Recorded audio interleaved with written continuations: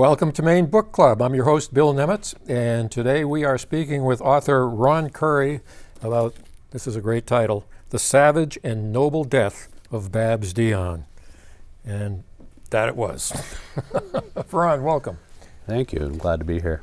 I'm going to preface this by sharing with our audience what I shared with you the other day. Is the first 5+ years of my professional career as a journalist here in Maine were spent working with the Morning Sentinel in Waterville, your hometown, the setting for this book. So I have to tell you folks, when I read this book, I looked at it with the critical eye of a journalist who worked on these streets for several years, trying to catch this guy in a mistake, and I did not find one. I mean, every geographic reference was perfect, and I always knew right where I was.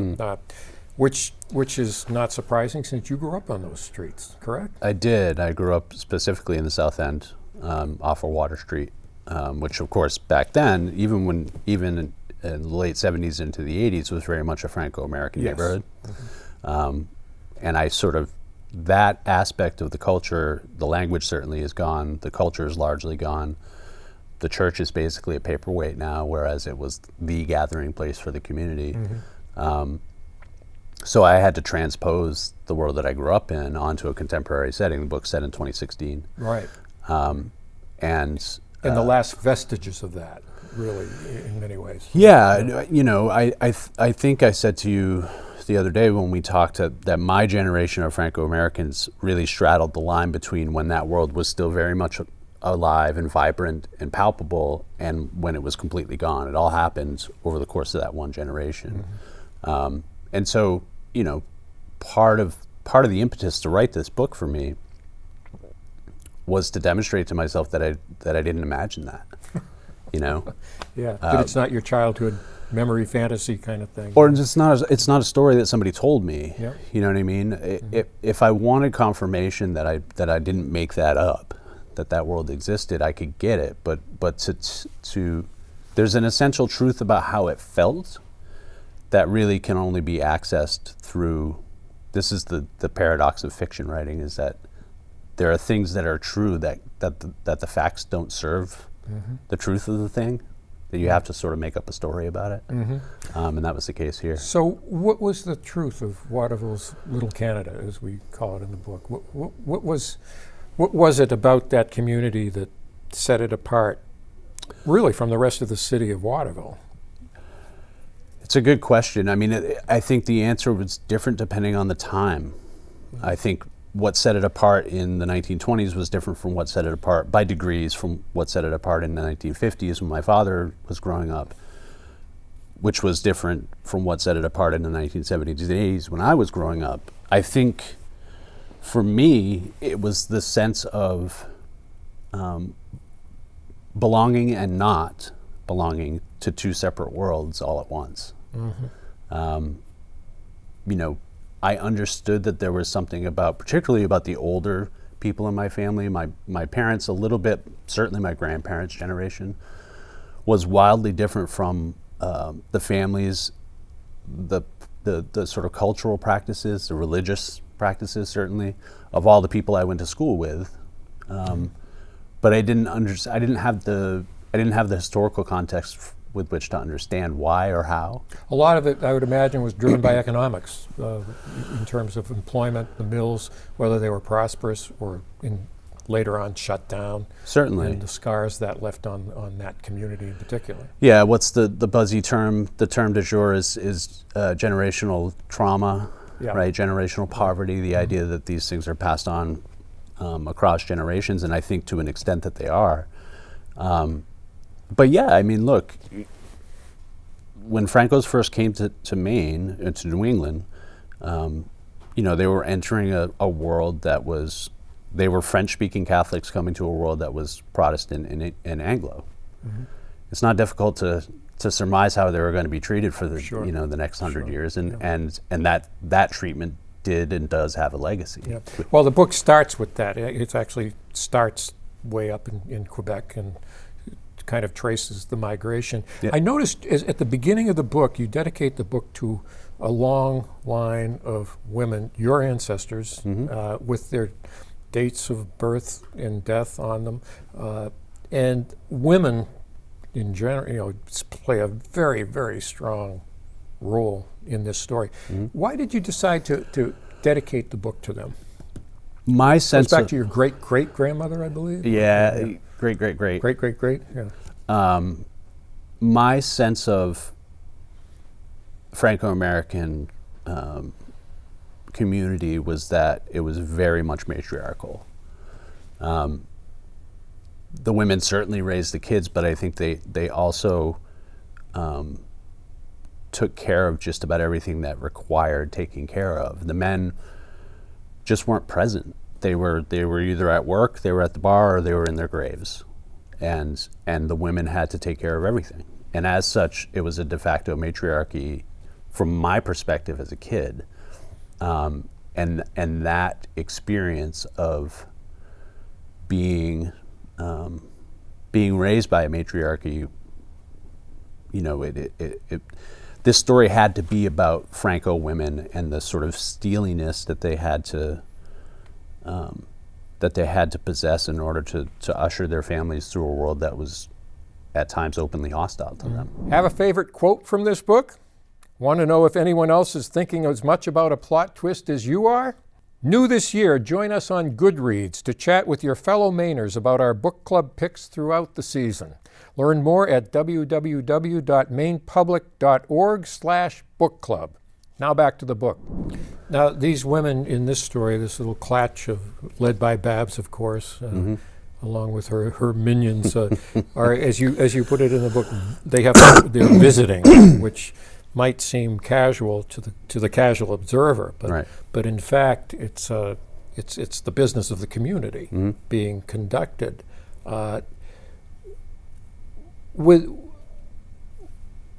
In any other culture, or neighborhood, if you will, that it would have just been that. It would have been women gossiping over coffee.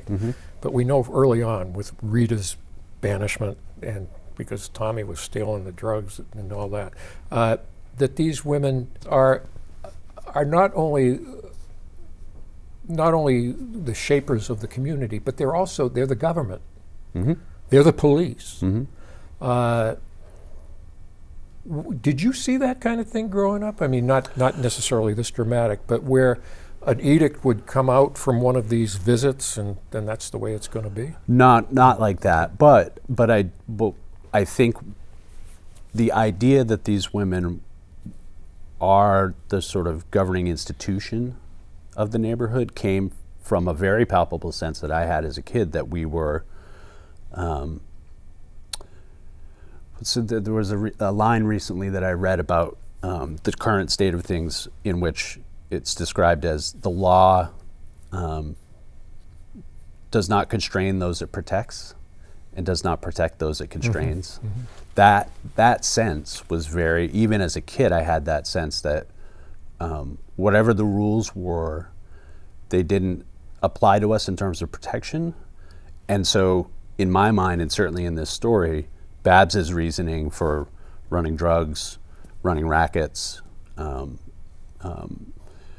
engaging in corrupt practices with municipal government and the police, and to a degree the newspaper, her reasoning for that, the way she sleeps at night, is by her conviction is that you don't play by the rules of a rigged game, and the game was always rigged against them. So why would she be a good worker, pay her taxes, and stay on the right side of the law that doesn't protect her or her people? A big strain in the story is police corruption. I mean, it's rampant in this story.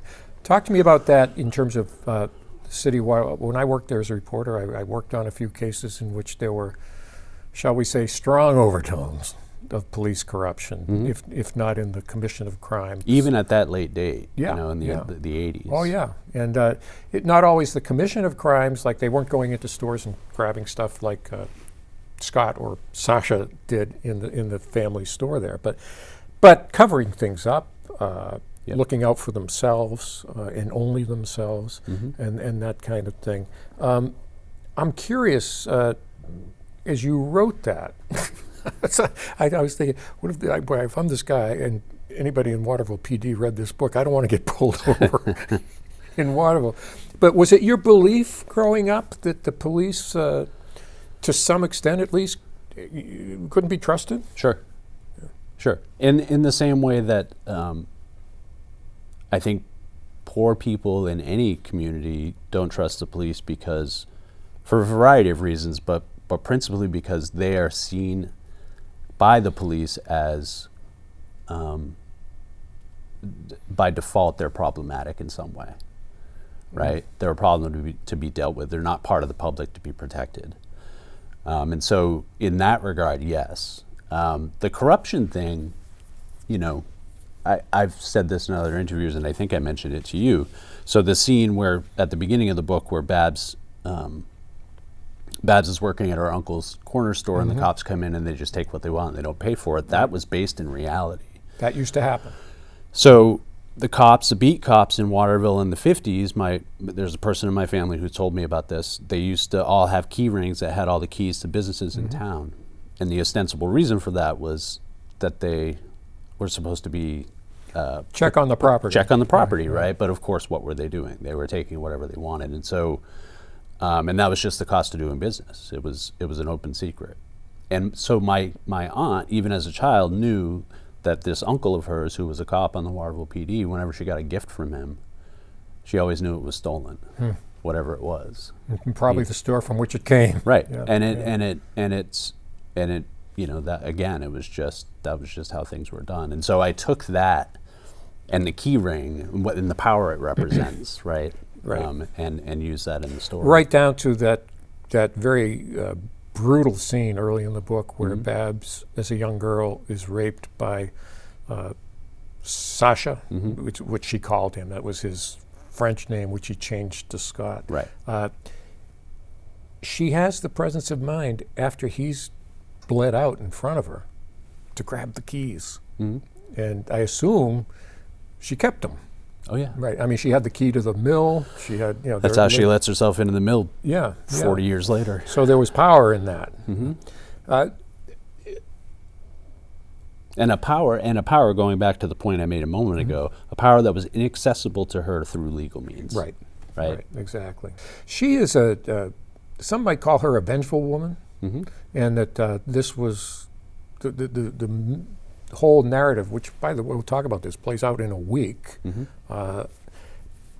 was based on that trauma that she suffered as a girl, and that she was hell-bent on getting back at them for what happened to her and for what happened to her and her neighbors and everyone. But is that all she was? An avenging angel? Yeah. No, certainly not. I mean, I think the principal feature of Babs's personality, to my mind, is that of somebody who does the wrong things for the right reasons. Ends justify the means? To an extent. If you care about justification. To an extent, but when you're talking about a novel, you're not, if you're writing a good novel, there are plenty of bad novels that are morally prescriptive, right? They're here to teach you a lesson about how something should be or is. We pause now for the lesson. But, in this case, I'm not interested in being morally prescriptive. Those stories don't interest me either as a reader or as a writer. What I'm interested in is raising the moral question, the moral quandary, right? So with a character like Babs, she does terrible things in the name of love, for example. And it's an interesting and compelling reading experience for me to encounter a character who does awful things for the sake of something that we all consider uniformly and invariably good, love, right? That's like her love for her grandson. She loves people to death, quite literally in some instances, and where do we orient ourselves as individuals to that immutable fact of being human, that sometimes love can crush people, sometimes love can destroy people. That's the stuff of good stories. Yeah. Thanks to OceanView at Falmouth, Islandport Press, and Coffee by Design for their generous support of the club. Without organizations like these, shows like this would not be possible. Let's talk about Lori for a minute. And her, her background in terms of her military experience in Afghanistan is an interesting twist in that, she comes from a place that is in many ways steeped in trauma, goes to a place where she's traumatized, and then brings all that back to her. As an author, how did you and having spent some time in Afghanistan and Iraq myself, I was again taken by your very accurate descriptions that you had of what it's like to be in an MRAP or whatever it might be. Yeah. And how did you research that? How did you get so familiar? I assume that you weren't in the military yourself? No. I've been interested in the military. I wanted to join the military when I was younger. I wanted to go to the Air Force Academy. Through various machinations, including the fact that I don't think my father was too keen on it after 2 combat tours in Vietnam. I ended up not. But I've always been familiar with the culture and the lingo. And as far as researching how things were in Afghanistan, I think you need to get details right, but war is war, right? And Lori says it herself, speaking to what you were saying about coming from a place where there's deep trauma, going to a place where there's deep trauma, and sort of putting that stuff in her rucksack and bringing it home. She says it to Babs. The only thing that she learned in Afghanistan was violence always begets violence. And that people in Afghanistan had been fighting each other for thousands of years. And it never ends because you have to make a choice to stop, which is really, really hard to do when somebody's just smacked you in the face, as it were. Let's talk about the Afghanistan experience, and by extension, others where these you would say supernatural situations in which she finds herself in the presence of, and often in conversation with, people who are past. And I wouldn't go so far as to say that this is supernatural or unreal, because in the context of the story, that young girl who died in Afghanistan is very much sitting in the seat next to her, as is her father. And I believe her sister. Does Sis make an appearance? She sees Sis at one point. So, what made you decide to introduce that? Because some people would say, "Oh, that's science fiction," or that not science fiction, but it's supernatural. And that's fine. I recognize that there are some people for whom a realist narrative can't. I mean, it's to their detriment and it's their loss. But the idea that a realist narrative that you're supposed to take seriously and believe it's actually happening can encompass things like ghosts, for example. The reason it's in the book is twofold. One, it's dramatized grief. Grief is not inherently dramatic at all, right? It's entirely internal, and there's no way to you can express it, but that's not inherently dramatic either. That's just talking. Right? I wouldn't be at all surprised if the first hominid who experienced, cave-dwelling hominid who experienced what we call grief, was like, also came up with the concept of ghosts. Because that's what grief feels like to me. It feels like being haunted, right? Those people, they talk to you. Is it being haunted or is it visiting the dead? Either way, either way, it feels as though there's a presence, right? And at times you want to escape that presence and you can't. That's grief. And so there's that part of it, but then there's the other part of it, which is, have you ever read Gabriel Garcia Marquez's stuff? No. Garcia Marquez, he was actually a newspaper man, is where he got his start, but he wrote about the brand of Catholicism that's practiced in Latin America, which has a really strong pagan element to it. And I recognize that pagan element of Catholicism in the Catholicism that we practice as Franco-Americans. Like, sure, Jesus and the cross and God and the Old and New Testament, all that stuff. But also, we want to bark at the moon and dance around a fire. Like we're, you know what I mean?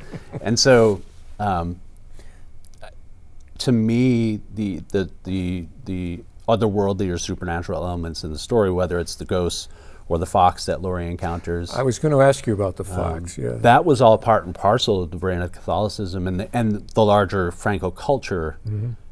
There was just an unspoken recognition that life got really blurry and weird at the edges of our ability to perceive. Yeah, you know? yeah. The fox. Well, the reason it caught my eye, number one, is it happened on North Pond Road in Winslow, and I used to live on that road, so that caught my eye. I said, "No, that's how I used to drive home from work." When Laurie is, you think she's going out there to kill herself, but it essentially is interrupted by this fox, and then the fox reappears at the end of the story when Babs and Rita are about to literally go out in a blaze of glory. Yep. And a fox appears outside before the bad guys show up.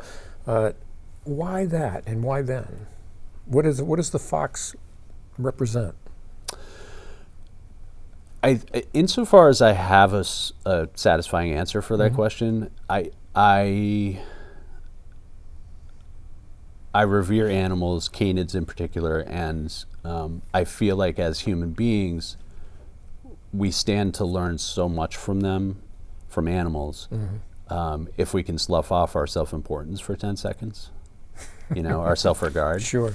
The world's all about us. Right, and also there's nothing that a lower animal could teach us about anything. And so I think I'm compelled as a novelist to put my characters in extreme situations where that self-importance and self-regard has been stripped away. I see, yeah. And then they're confronted with the presence of an animal like this fox who's preternaturally calm, almost uncanny. Even amidst chaos. Right. Yeah. And then Laurie certainly in that moment is ready to receive whatever transmission is coming from this fox, and she sits down on the road and they sit there contemplating each other for a while, and something really profound passes between them. That to me is I think animals have a ton to teach us, and we're learning more and more all the time about that. We don't have too much time yet, but I want to touch on one other very important theme in the story, and that is one of contrition, of being sorry, and forgiveness. And you have this great scene with Father Clement, the old Father Clement, where he finally, after all these decades, gets Babs to come into the confessional while literally the world is burning around them. And it ends on a very humorous note, because she says it's been 48 years, and he says, I don't think I have time for this confession. But then later on, a short time later, when she's huddled in her home with Rita, and as I said, the evil forces are closing in, she does finally say she's sorry. Why then? Because she knew the end was near, and or an insurance policy to heaven, or was it something more powerful than that? I think something more powerful than that, certainly. Babs isn't afraid of God. Yeah. She isn't afraid of eternal punishment. She's been witnessing it all her life. And I think she feels like she can endure anything that she's earned, whether in this world or the next. Yeah. Yet she's sorry. She is sorry, and I think she, for whatever reason, has come to understand that her judgment is fallible, and that she made decisions that hurt people in ways that wasn't necessary. Rita in particular. Yeah. But of course, Rita is keeping her own secret. Exactly, to the grave. Right. Yeah. And so that in and of itself. So Babs's decision to confess and to ask forgiveness from Rita, and Rita's decision not to confess or ask forgiveness, they're both acts of kindness simultaneously. They're the opposite action. But they're both. I thought Rita was going to confess, but then she switched to the day that Babs was abducted. She wants to confess to Babs, but she holds it in because she knows it would be so hurtful to her best friend. One final question, and that is, I noticed early on when you were talking about the line of ancestry, essentially, that there was a Joshua Currie in the prelude. With the EY. Yeah. Yes. No connection? No, except that I wanted him to be Scottish. Right. And But you talk about how this very eloquent passage about how our ancestors talked to us. Mm-hmm. And my final question is, did you feel your Franco ancestors talking to you or watching over your shoulder? Yeah, as you and telling wrote this me book? every last thing I was getting wrong. Absolutely. They never shut up. But you felt their presence. Yeah, I think so. Yeah. I think so. And you know, I didn't need to write this for my own sake, I don't think, ultimately. Okay, it wasn't a purge or anything like that. No, it was more certainly a desire for the fact of Francohood, which is, I think most Americans are aware that something vaguely French is going on in Louisiana, but they don't know how or why. Right. The fact of Francohood, particularly in New England, I didn't want it to go completely unremarked upon in American letters. Disappear. You know? Yeah. Just that. I wish we had more time. Yeah, me This has too. been fascinating. And any book about Waterville I'm going to read, because it's always been a community that is very near and dear to my heart. And I think you pulled back some covers on it to show people who thought they knew what was going on there, what really was. So Sure. Thank Yeah. you for that. Thank you, Bill. And it's been a pleasure, and we'll look forward to future work. Okay. Thanks a lot. Thanks.